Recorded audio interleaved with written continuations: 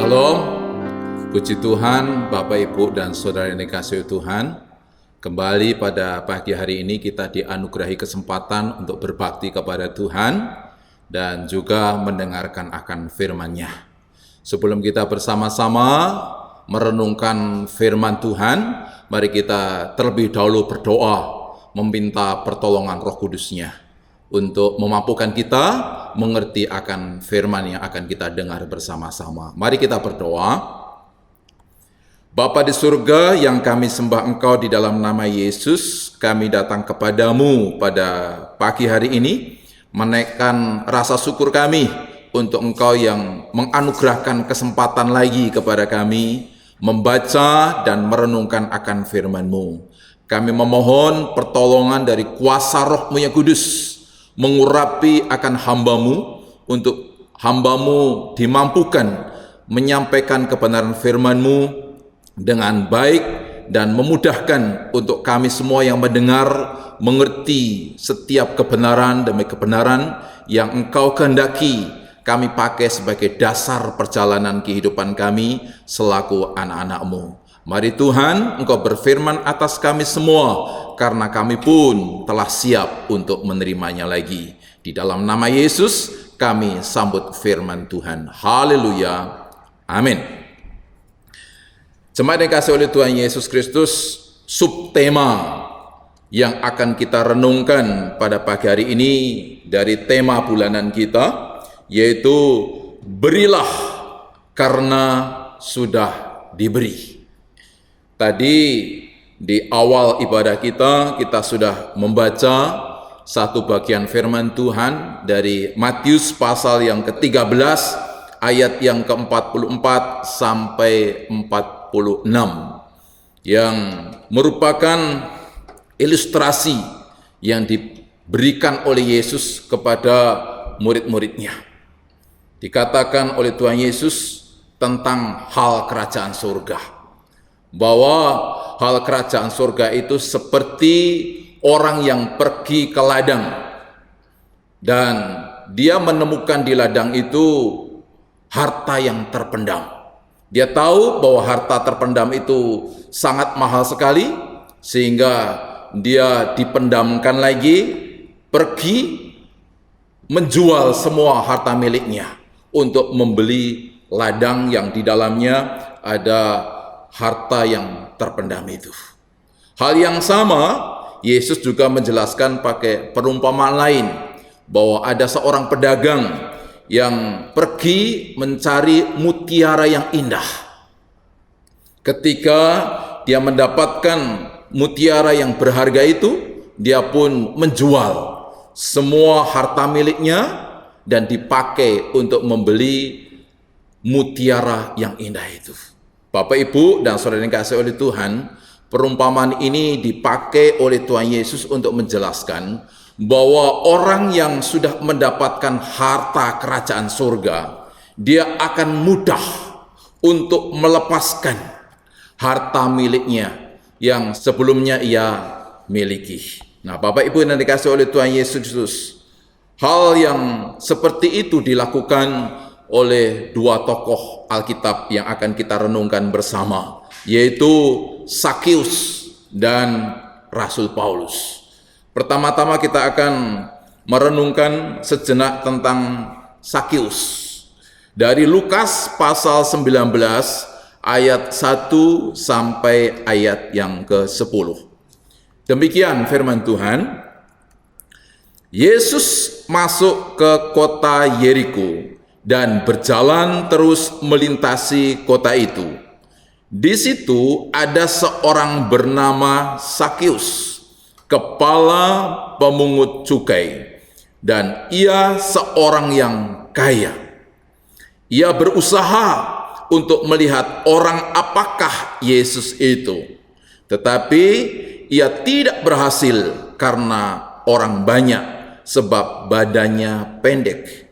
Maka berlarilah ia mendahului orang banyak, lalu memanjat pohon ara untuk melihat Yesus yang akan lewat di situ. Ketika Yesus sampai ke tempat itu, ia melihat ke atas dan berkata, "Sakeus, segeralah turun, sebab hari ini aku harus menumpang di rumahmu. Lalu Sakius segera turun dan menerima Yesus dengan sukacita.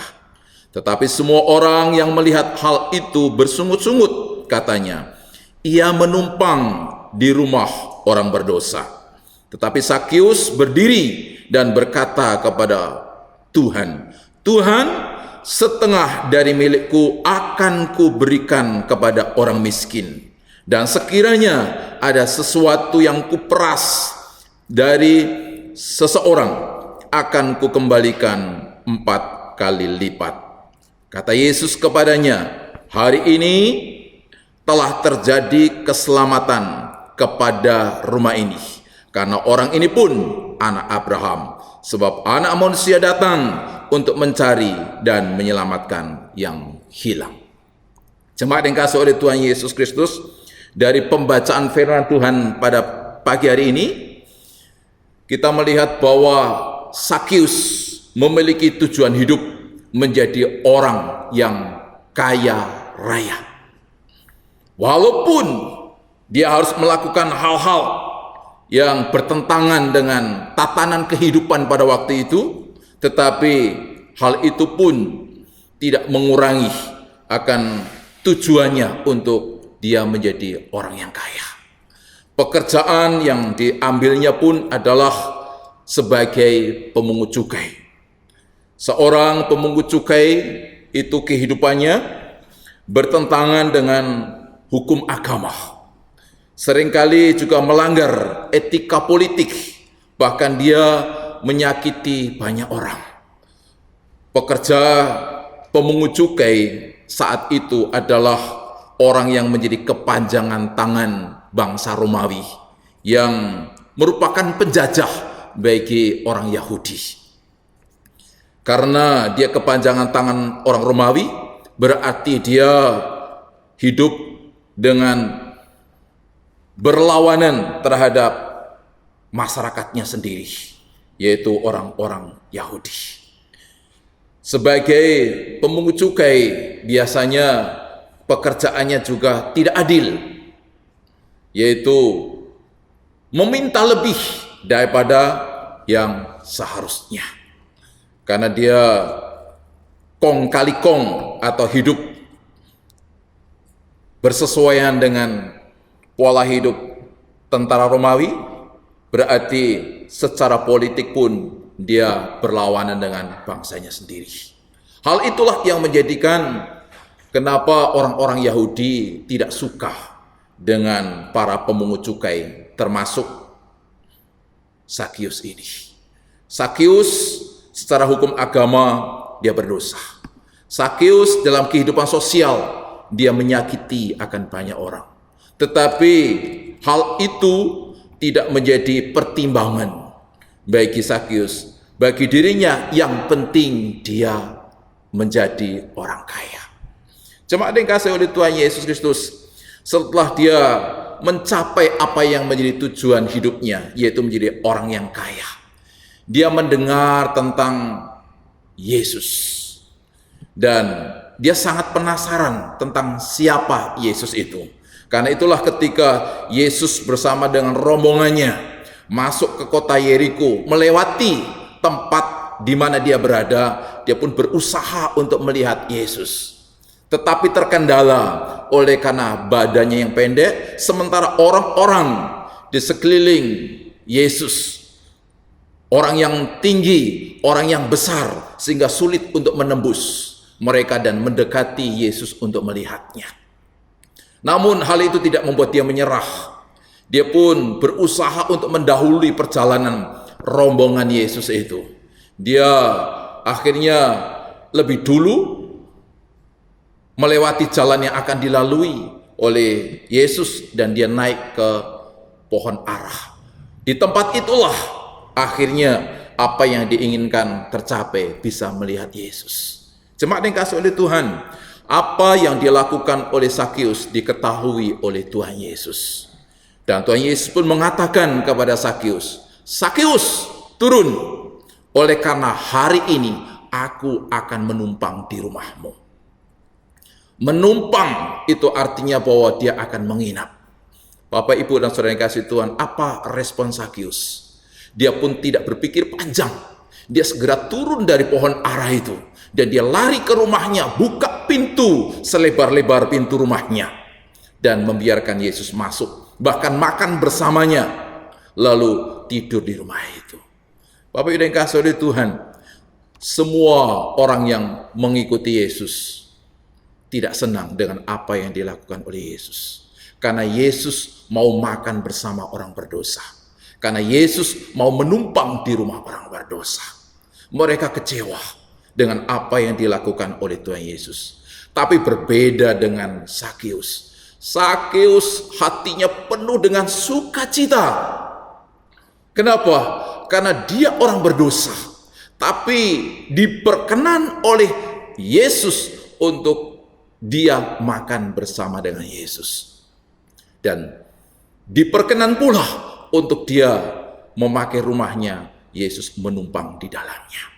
Itu anugerah yang luar biasa sebagai orang berdosa. Dia memiliki sukacita yang melimpah-limpah, melebihi daripada sukacita dia dari harta milik yang dia miliki. Sehingga saat itu pun dia mengambil keputusan yang ekstrim. Dia mengatakan kepada Yesus, Tuhan, setengah dari milikku akan kubagikan kepada orang miskin. Dan sekiranya ada yang kurampas, akan kukembalikan 4 kali lipat. Bapak, Ibu, dan saudara yang kasih oleh Tuhan, kenapa saya katakan bahwa keputusan dan tindakannya itu begitu ekstrim? Ya karena dia tidak pernah memperhatikan orang miskin. Pekerjaan dia adalah merampas harta orang sebanyak-banyaknya untuk menjadi miliknya. Dia tidak pernah memberi. Ya, pekerjaannya adalah bagaimana mengambil alih harta orang untuk dirinya. Tapi saat itu ketika Yesus masuk ke rumahnya dan berada dalam kebersamaan dengan dirinya, membuat akan dia merasa bahwa dia memiliki dan mendapatkan harta yang begitu luar biasa. Sehingga harta yang dia miliki pun seakan-akan gak berharga lagi. Begitu mudahnya dia pun melepaskan harta kekayaan yang selama ini dia himpun. Dia bagikan itu kepada orang miskin, yaitu setengah dari kepemilikannya. Dan bahkan dia pun mengembalikan harta miliknya itu 4 kali lipat dari mereka orang-orang yang dirampasnya.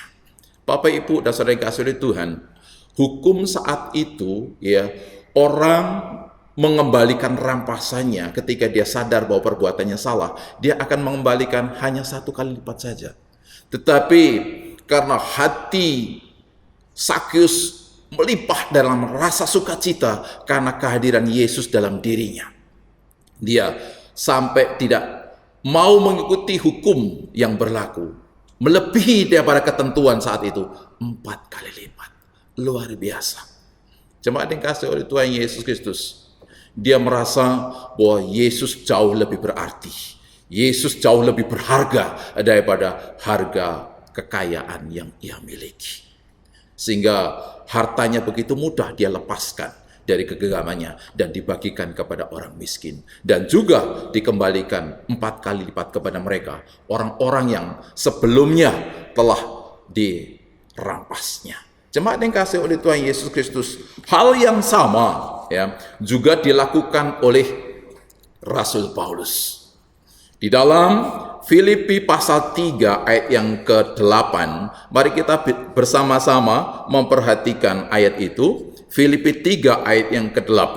Demikian firman Tuhan. Malahan segala sesuatu kuanggap rugi karena pengenalan akan Kristus Yesus Tuhanku lebih mulia daripada semuanya.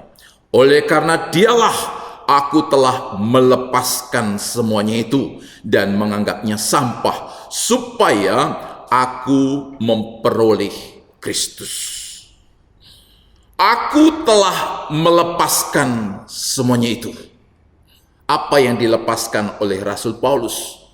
yaitu hal-hal lahiriah yang sebelumnya menjadi kebanggaan bagi dirinya.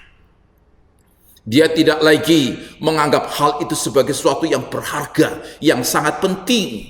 Bahkan ekstrim pula dia menilai semua yang sebelumnya dibanggakan itu, yaitu sebagai sampah. Dan dia melepaskan akan itu semua. Oleh karena apa?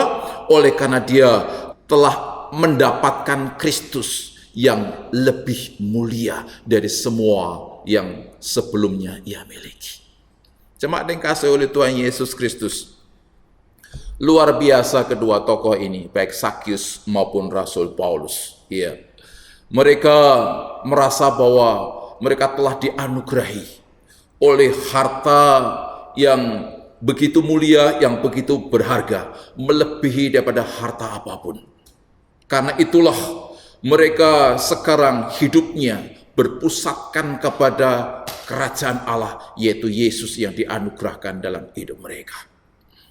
Jemaat yang dikasihi oleh Tuhan Yesus, untuk apa kita mengumpulkan harta di dunia? Biasanya salah satu alasannya adalah sebagai jaminan hidup kita. Kita berusaha untuk mengumpulkan sebanyak-banyaknya, baik itu dalam bentuk tabungan, deposito, atau mungkin dalam bentuk investasi. Supaya apa? Kita terjamin hidupnya. Tetapi kini Sakyus dan juga Paulus ternyata tidak lagi mau menjaminkan hidupnya kepada harta kekayaan mereka, tapi menjaminkan hidupnya kepada Yesus Kristus.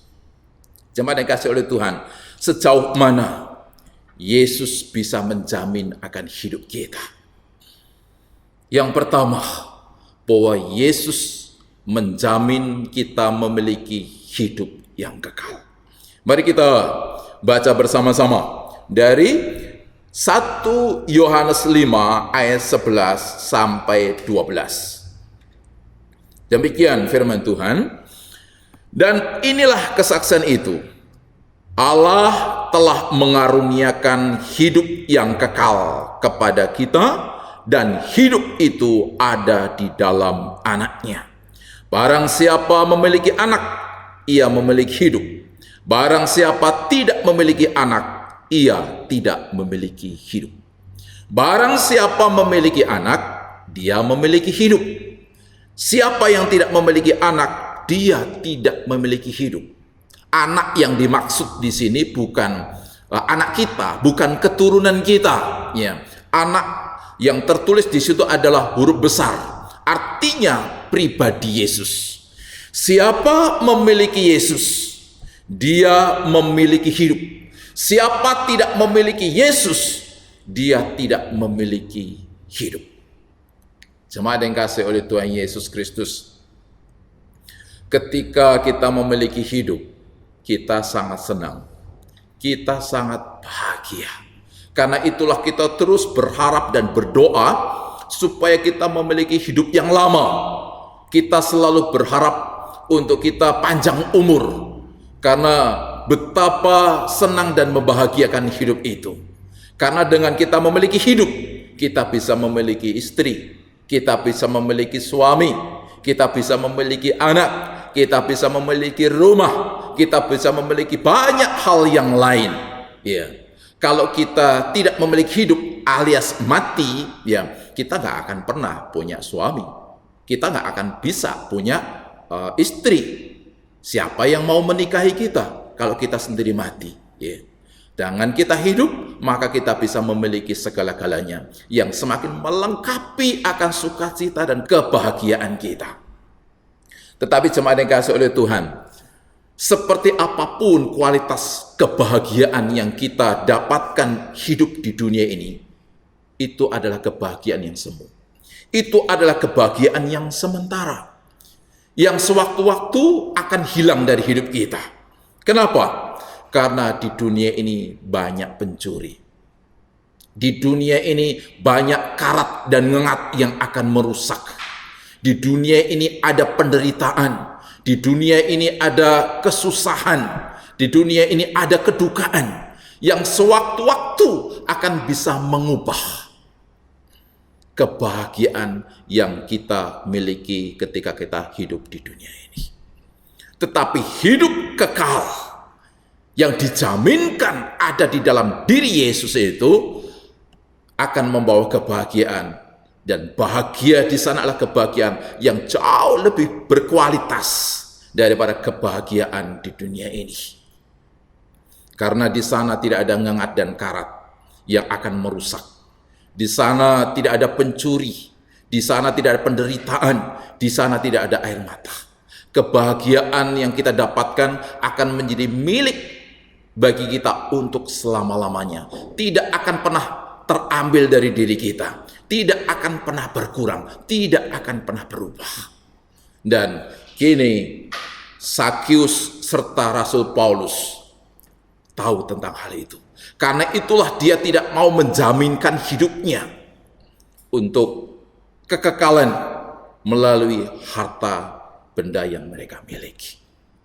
Harta benda yang kita miliki tidak akan pernah membawa kita kepada kehidupan kekal, sebanyak apapun itu. Firman Tuhan katakan, sekalipun kamu memiliki seluruh dunia ini, untuk apa ketika nyawamu binasa? Artinya bahwa harta kekayaan di muka bumi ini tidak akan pernah bisa menyelamatkan akan kita. Tidak akan pernah bisa membawa kepada kehidupan kekal. Hanya Yesus Kristus, harta kerajaan surga yang dianugerahkan kepada kita itu. Jemaat yang kasih oleh Tuhan, bagaimana kita memiliki Yesus supaya kita mendapatkan hidup yang kekal. Firman Tuhan katakan di dalam Yohanes pasal yang ketiga ayat 36. Demikian firman Tuhan. Barang siapa percaya kepada anak, ia beroleh hidup yang kekal. Tetapi barang siapa tidak taat kepada anak, ia tidak akan melihat hidup, melainkan murka Allah tetap ada di atasnya. Siapa percaya kepada anak, dia akan memperoleh hidup yang kekal. Siapa tidak taat kepada anak, dia tidak akan memiliki hidup, tetapi dia masih ada di bawah murka Allah. Jemaat yang kasih oleh Tuhan Yesus Kristus, mereka yang memiliki Yesus, dia akan memperoleh hidup yang kekal. Mereka yang tidak memiliki Yesus, dia masih hidup di bawah murka Allah. Artinya hidup di bawah hukuman karena dosa-dosa kita. Dosa hanya bisa diselesaikan di dalam Yesus Kristus. Karena itu ketika tidak memiliki Yesus, dosa itu belum selesai. Dengan demikian, dia masih ada di bawah hukuman Allah. Nah, untuk bisa memiliki Yesus yang membawa kepada kehidupan kekal, bagaimana caranya? Percaya kepada Yesus. Dan sesuai dengan ayat yang sudah kita baca ini, bahwa percaya kepada Yesus itu sama dengan taat kepada Yesus. Dikatakan di dalam ayat itu, ya, tetapi barang siapa tidak taat kepada anak atau Yesus, ia tidak akan memiliki hidup. Jemaat yang dikasihi oleh Tuhan Yesus Kristus, rupanya percaya kepada Yesus harus dibuktikan di dalam ketaatannya kita kepada diri Yesus. Namun banyak sekali orang yang mengatakan diri percaya Yesus, tapi hidupnya tidak taat kepada Yesus. Itu artinya bahwa dia tidak sungguh-sungguh percaya. Kualitas percaya kita kepada Yesus itu diukur sejauh mana kita taat kepadanya. Orang yang percaya, dia akan sungguh-sungguh taat kepadanya. Jemaat yang kasih oleh Tuhan Yesus Kristus, kalau saat ini ketika kita mau bepergian ke suatu tempat, entah jarak yang dekat atau mungkin yang jauh atau bahkan jauh sekali, dan kita belum tahu tempat itu, akan dimudahkan dengan GPS atau Google Map, ya. Kalau dulu ya pakai denah, tapi kalau sekarang cukup buka GPS di HP, ya, maka itu akan menolong kita untuk membawa kita kepada tujuan.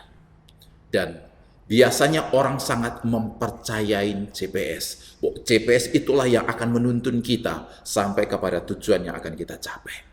Ya.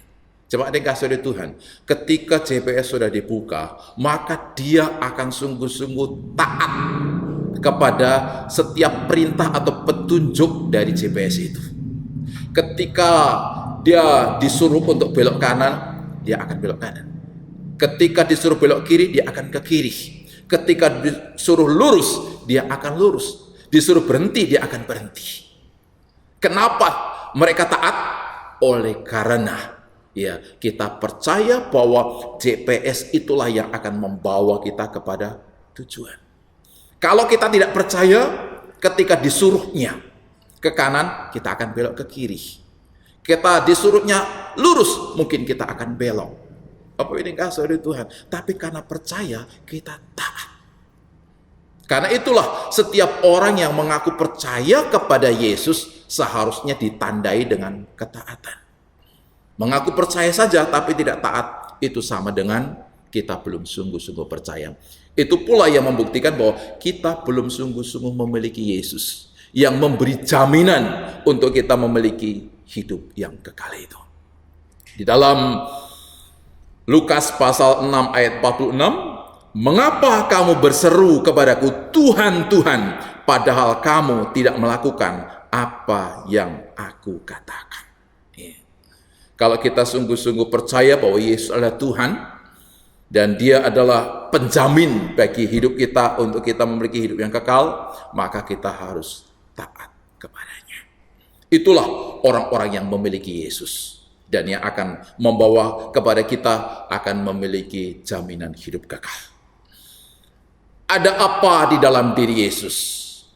Dan jaminan apa yang kita bisa dapatkan dari dirinya selain daripada hidup yang kekal? Yohanes pasal 10 ayat yang ke-11 berkata demikian.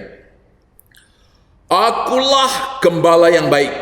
Gembala yang baik memberikan nyawanya bagi domba-dombanya. Yesus memberikan dirinya bagi kita semua sebagai gembala dan kita adalah domba-dombanya. Bapak, Ibu, Saudara yang dikasihi oleh Tuhan, memberi diri untuk menjadi gembala itu bukan suatu keputusan yang mudah. Karena pekerjaan gembala itu bukan pekerjaan yang ringan. Banyak konsekuensi, banyak pengorbanan yang harus diberikan kepada mereka kawanan dombanya ketika dia menetapkan diri sebagai gembala. Seorang gembala, dia harus rela berpisah dengan istrinya bersama dengan anaknya atau keluarganya selama berbulan-bulan karena dia harus membawa kawanan domba itu ke padang rumput dan makan di sana untuk waktu yang sangat lama. Sebagai gembala, dia harus siap untuk mengorbankan tenaganya, bahkan mengorbankan nyawanya untuk memberi perlindungan kepada domba-dombanya. Dari siapa? Yaitu dari binatang-binatang buas yang akan memakan domba-domba itu. Tidak enak jadi gembala, tetapi itulah yang dilakukan oleh Yesus. Yesus menetapkan dirinya untuk siap menjadi gembala yang memelihara kita, ya, sedemikian rupa atas kita sebagai domba-dombanya. Jemaat yang kasih oleh Tuhan Yesus Kristus, menjadi gembala dengan mengerahkan seluruh kekuatan untuk memelihara umatnya. Itulah yang diputuskan oleh Tuhan Yesus. Memakai apa Yesus menggembalakan dan memeliharakan akan kita? Tentu memakai seluruh kekayaan yang dia miliki. Mari kita perhatikan lagi Filipi pasal 4 ayat 19. Allahku akan memenuhi segala keperluanmu menurut kekayaan dan kemuliaannya dalam Kristus Yesus. Allahku akan memenuhi segala keperluanmu. Dalam bahasa lain, yaitu keperluan di segala bidang. Yesus Kristus akan memelihara kita dengan memenuhi seluruh keperluan di segala bidang kehidupan kita. Memakai apa? Seluruh kekayaan yang ada padanya. Apa kekayaan Yesus? Yesus kaya dalam hal kuasa. Dia berkuasa atas segala yang berkuasa. Dia berkuasa atas maut. Dia berkuasa atas setan. Dia berkuasa atas alam semesta. Bahkan dengan kuasanya begitu mudah dia meneduhkan badai topan. Dia berkuasa atas roti dan ikan untuk diperbanyak dan mencukupkan kebutuhan bagi mereka orang-orang yang sedang menanti akan pertolongan untuk mendapatkan makan. Jemaat dikasih oleh Tuhan Yesus, Dia berkuasa di bumi dan di surga. Kuasanya tidak berubah dulu, sekarang, sampai selama-lamanya. Dan itulah yang dipakai untuk memelihara kita, untuk menggembalakan akan kita. Jemaat dikasih oleh Tuhan, dengan demikian ya Yesus siap menjaminkan hidupnya untuk kehidupan kita sekalian. Jadi memiliki Yesus sama dengan kita siap menaruh jaminan hidup kita bukan kepada harta benda, tapi kepada Yesus. Baik ketika kita mengharapkan akan kehidupan kekal maupun pemeliharaan dalam kehidupan di dunia ini. Yesus mengatakan bahwa jangan kamu khawatir tentang apa yang akan kamu makan, tentang apa yang akan kamu pakai. Burung di udara yang tidak menanam, yang tidak menuai, mereka dipelihara oleh Tuhan. Bunga bakung di padang yang tidak meminta, didandani oleh Tuhan. Apalagi kamu. Itu bukti ya bagaimana komitmen sang gembala ini siap untuk memberikan pemeliharaannya bagi kita. Jemaat yang dikasihi oleh Tuhan Yesus Kristus, maka apa yang diputuskan oleh Sakius dan Rasul Paulus itu sangat tepat, yaitu bahwa dia menjaminkan hidupnya bukan kepada harta dunia yang sewaktu-waktu akan hilang, yang memberikan jaminan semu kepada kita, tapi menjaminkan hidupnya kepada Yesus yang berkuasa atas kehidupan kekal dan juga kehidupan di dunia ini. Namun seringkali Bapak Ibu yang dikasihi oleh Tuhan Yesus Kristus, banyak orang yang justru berbeda dari Sakius dan Rasul Paulus, yaitu bukan melepaskan harta benda demi Yesus, tapi justru melepaskan Yesus untuk harta kekayaan. Di antaranya dilakukan oleh siapa? Mari kita bersama-sama kembali melihat satu ayat lagi. Matius pasal 19 ayatnya yang ke-21 sampai ayat yang ke-22. Demikian firman Tuhan. Kata Yesus kepadanya, "Jikalau engkau hendak sempurna, pergilah, jualah segala milikmu dan berikanlah itu kepada orang-orang miskin. Maka engkau akan beroleh harta di surga. Kemudian datanglah kemari dan ikutlah aku." Ketika orang muda itu mendengar perkataan itu, pergilah ia dengan sedih, sebab banyak hartanya. Yesus berkata kepada murid-muridnya, "Aku berkata kepadamu, sesungguhnya sukar sekali bagi seorang kaya untuk masuk dalam kerajaan surga." Jemaat dikasihi oleh Tuhan Yesus, ada seorang pemuda yang bertanya kepada Yesus, apa yang harus ia lakukan untuk memperoleh hidup yang kekal? Yesus pun menjawab, lakukanlah semua hukum. Hormati orang tua, jangan berzina, jangan mencuri, jangan berdusta. Ia pun menjawab, semuanya sudah aku lakukan. Dan Yesus kembali mengatakan, kalau kamu ingin sempurna, jual semua hartamu, bagikan kepada orang miskin, dan ikut aku. Bagaimana responnya? Ternyata dia merespon dengan sedih hati, karena begitu banyak kekayaan yang dia miliki, dan kini dia harus melepaskan itu semua demi mendapatkan Yesus. Dia lebih suka untuk kehilangan Yesus dibandingkan harus kehilangan harta bendanya. Kini pusat jaminan hidupnya bukan kepada Yesus, tapi kepada harta benda. Karena itulah dia menggenggam erat harta bendanya. Jangan sampai hilang, kalau perlu bertambah-tambah terus. Sehingga itu semakin menjamin akan kehidupannya. Dia tidak mau peduli dengan Yesus.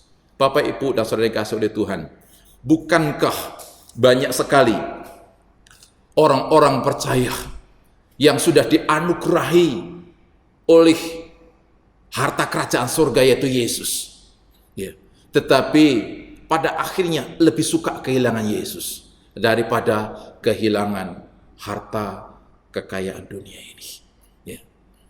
Tetapi itu tidak dilakukan oleh Sakeus dan Rasul Paulus, dilakukan oleh orang muda yang kaya ini. Hal yang sama, ya, juga dilakukan oleh sebagian murid-murid Tuhan Yesus. Mari kita bersama melihat Markus pasal 14 ayat yang keempat sampai ayat yang keenam. Dan demikian firman Tuhan. Ada orang yang menjadi gusar dan berkata seorang kepada yang lain, "Untuk apa pemborosan minyak narwastu ini? Sebab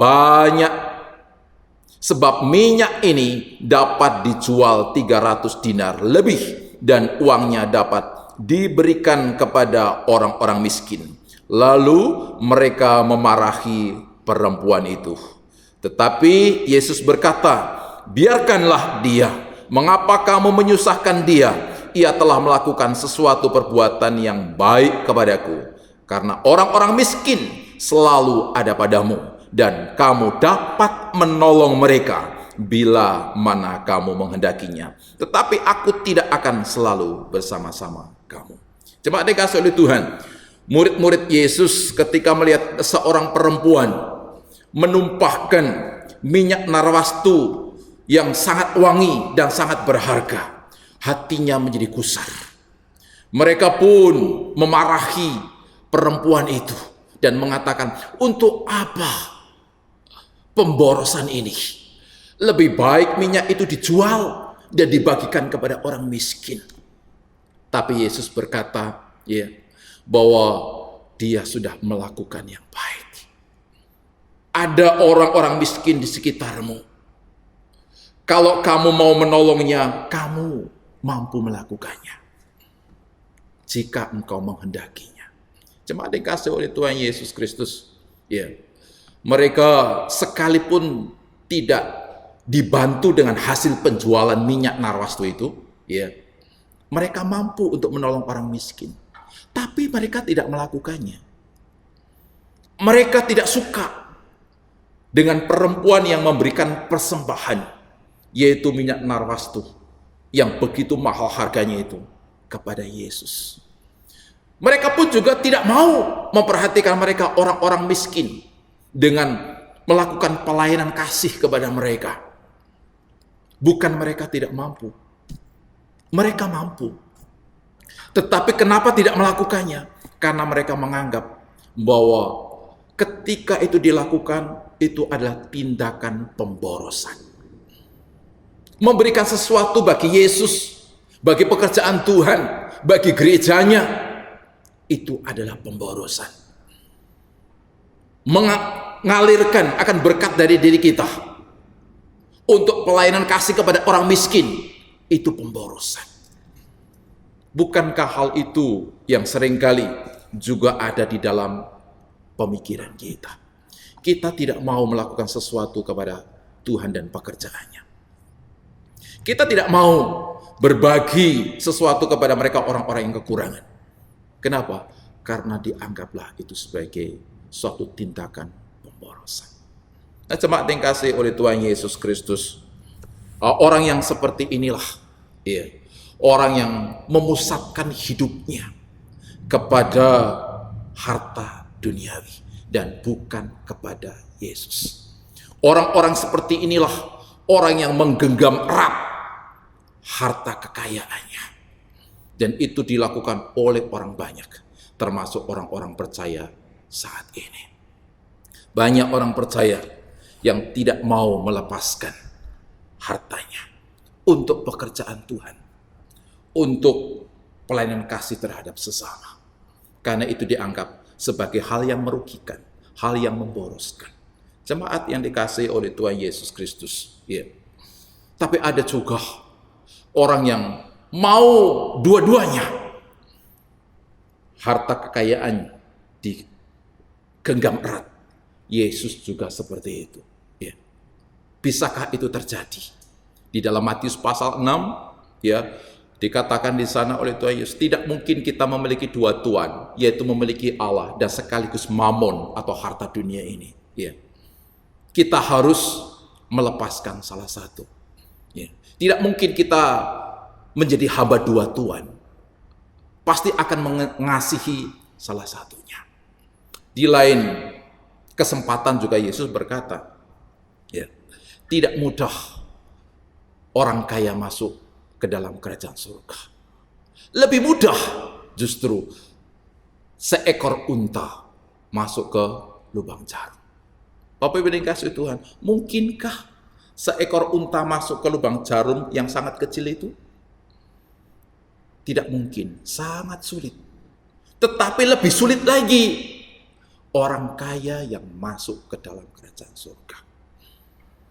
Hal itu diungkapkan oleh Yesus sebagai perumpamaan, yang didasarkan atas situasi kondisi pada waktu itu.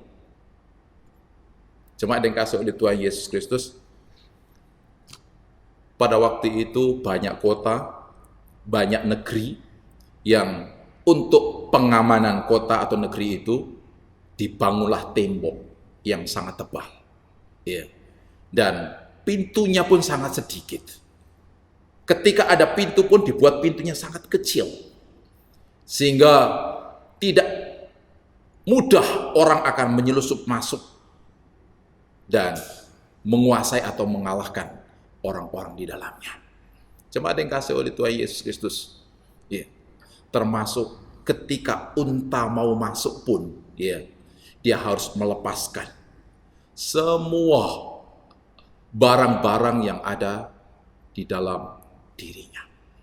Semua barang yang diangkut harus dilepaskan. Untuk apa? Untuk bisa muat masuk ke dalam kota atau negeri itu. Jemaat yang dikasihi oleh Tuhan Yesus Kristus, seperti itulah ketika seseorang mau masuk ke surga. Harus segala sesuatunya dilepaskan. Dan dia harus fokus. Bagaimana masuk ke dalam kerajaan surga itu tanpa terikat dengan hal-hal yang lain. Namun banyak orang yang ingin masuk ke surga, tetapi juga tetap membawa akan itu semua. Nggak akan bisa terjadi. Jadi jemaat yang dikasihi oleh Tuhan Yesus, melalui renungan ini, mari kita bersama-sama melihat akan diri kita. Kita ada di posisi siapa?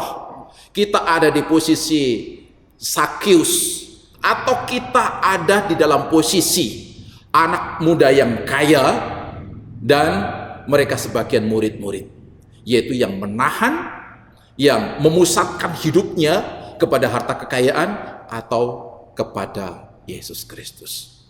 Gereja kita ini memiliki visi, yaitu menjadikan sebanyak mungkin orang untuk hidup berpusat kepada kerajaan Allah. Dan saya berharap bahwa melalui firman ini kita pun bisa ikut serta untuk membawa gereja kita itu mencapai visinya, yaitu membiarkan diri kita dipengaruhi oleh firman Tuhan ini untuk hidup berpusat kepada kerajaan Allah dan bukan kepada kerajaan dunia ini.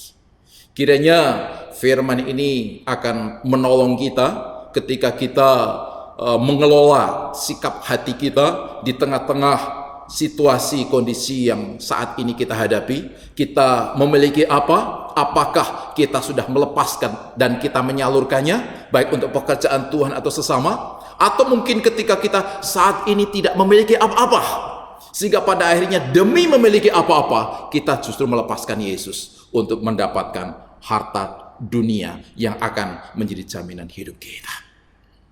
Mari kita bersama-sama merenungkan kita ada di posisi mana. Tapi berbahagialah bagi mereka yang sungguh-sungguh mau menjaminkan hidupnya kepada harta kerajaan surga, yaitu Yesus yang sudah dianugerahkan kepada kita. Kita sudah diberi harta yang jauh lebih berharga. Karena itu marilah kita memberi. Kita sudah diberi, karena itu kita harus memberi. Tuhan Yesus memberkati kita sekalian. Amin. Jemaat dikasih Tuhan, mari kita bersama-sama berdoa, mengucap syukur untuk firman Tuhan yang sudah kita dengar bersama. Bapa di surga, kami bersyukur untuk Engkau yang sudah kembali berfirman bagi kami. Melalui firman-Mu, kami dipimpin dan dibimbing untuk mengetahui siapa diri kami dan siapa Engkau ya Tuhan. Kami disadarkan bahwa seringkali kami hidup seperti anak muda yang kaya itu, yang sulit untuk melepaskan apa yang ada pada kami demi Tuhan dan demi sesama. Juga seringkali menganggap bahwa ketika ada kesempatan untuk melayani sesama dan ambil bagian dalam pekerjaan Tuhan, kami anggap itu sebagai pemborosan. Namun biarlah hidup kami pada siang hari ini diperbaharui oleh kuasa firman, sehingga kami akan memusatkan hidup kami kepada kerajaan-Mu, sebagaimana yang dilakukan oleh Sakius dan Rasul Paulus. Dengan demikian, apa yang Tuhan sudah sediakan bagi kami orang percaya, sungguh-sungguh menjadi bagian bagi kami sekalian. Firman-Mu sudah berhenti disampaikan dan sudah kami dengar bersama-sama. Biarlah Roh Kudus menolong kami bukan hanya menjadi pendengar, namun juga pelaku-pelaku akan firman itu. Sehingga sungguh kuasa keberkatannya menjadi bagian bagi kami sekalian. Ini syukur kami atas firman-Mu ya Bapa. Dalam nama Yesus kami berdoa. Haleluya. Amin. Jemaat dikasihi oleh Tuhan Yesus Kristus, kita akan menutup ibadah kita pada pagi hari ini dan kita akan menerima doa berkat. Untuk hal itu, kepada seluruh jemaat saya undang bangkit berdiri dan kita akan menyanyi bersama Kau Pilihan Terbaikku.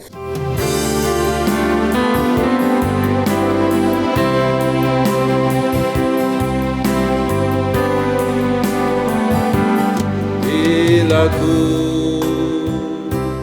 renungkan betapa beruntungnya diriku ku dapat mengenal-Mu dan merasakan kasih-Mu.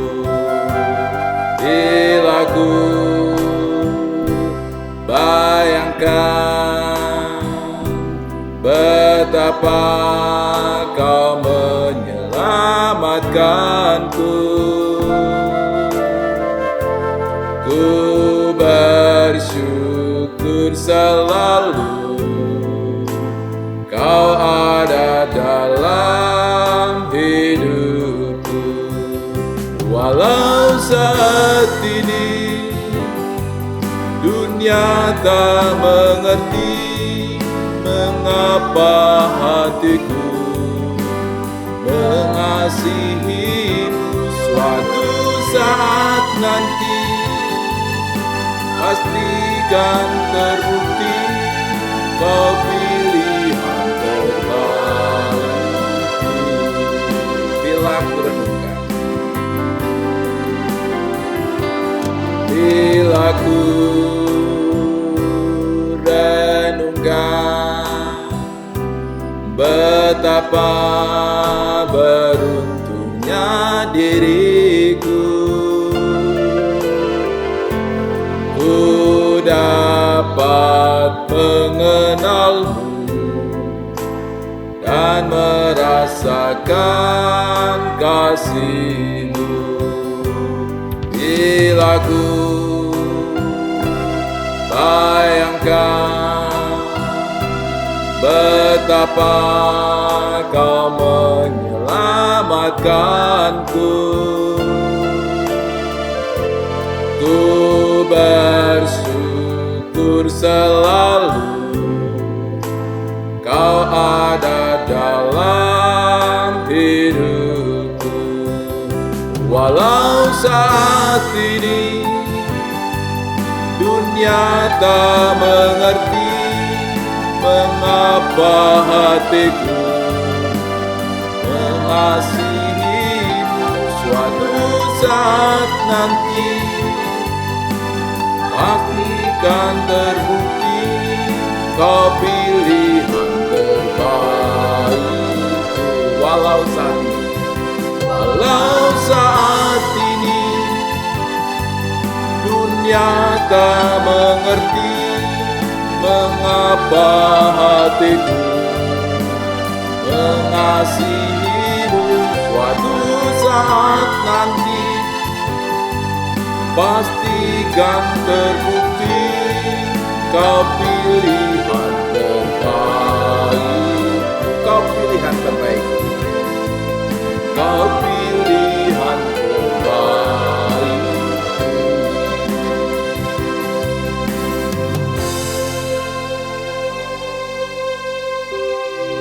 Jemaat kasih Tuhan Yesus Kristus, arahkanlah hatimu kepada Tuhan dan terimalah berkat-Nya.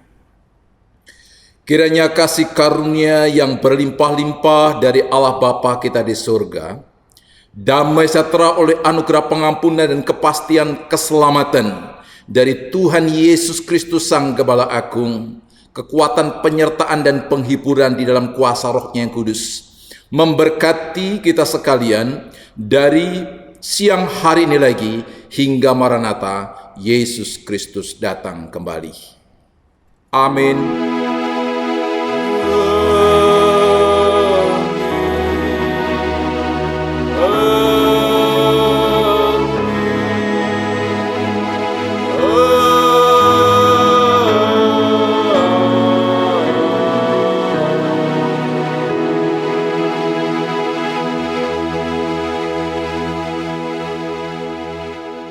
Jemaat dipersilakan duduk kembali dan bersaat teduh. Dan Bapak Ibu yang dikasihi oleh Tuhan, mari kita terus sabar dan kuat menghadapi pandemi COVID-19 yang masih terjadi sampai saat ini. Terus banyak berdoa kepada Tuhan, kita doakan bangsa kita doakan semua masyarakat Indonesia, bahkan bangsa-bangsa yang lain, serta keluarga kita, pribadi kita, supaya terlindungi dari virus COVID-19. Jangan terlalu tenggelam dalam rasa takut, ya, sehingga kita menjadi orang yang tidak mau taat karena ketakutan, ya. Tetapi juga jangan terlalu sembrono, ya. Tetap lakukan aktivitas di dalam iman kepada Tuhan dengan tetap juga mengikuti protokol kesehatan yang pemerintah tetapkan kepada kita. Kiranya Tuhan Yesus memberkati kita sekalian. Amin.